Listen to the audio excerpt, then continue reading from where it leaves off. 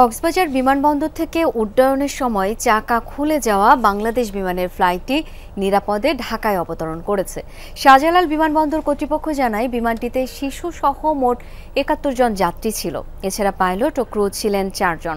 দুপুর ১টা ২০ কক্সবাজার বিমানবন্দর থেকে ঢাকার উদ্দেশ্যে রওনা দেয় ফ্লাইট BG436।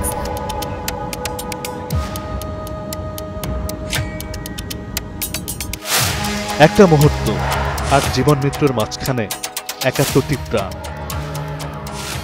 আকাশে ওঠার পরেই খুলে পড়ল বিমানের চাকা। পেছনে কক্সবাজার, সামনে ঢাকা রানওয়ে, আর মাঝখানে আতঙ্কে জমে যাওয়া যাত্রীদের নিঃশ্বাস।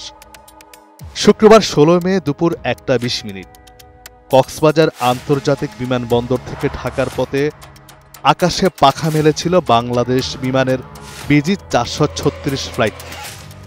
বোর্ডে ছিল শিশুসহ ৭১ জন যাত্রী, কিন্তু তারা জানত না এ যাত্রা শুধুই এক স্থান থেকে অন্য স্থানে যাওয়ার নয়, এটা হতে পারে তাদের জীবনের সবচেয়ে ভয়ঙ্কর ও স্মরণীয় মুহূর্ত।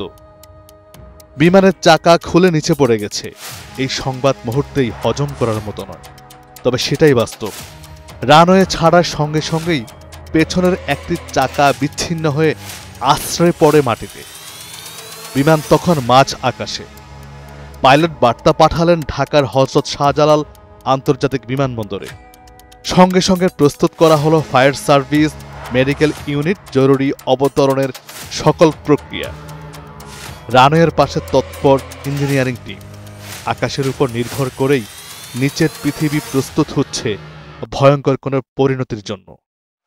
কিন্তু কেবল প্রযুক্তি নয়, এখানে প্রমাণ হলো মানুষের দক্ষতা আর মনোবলের শক্তিও।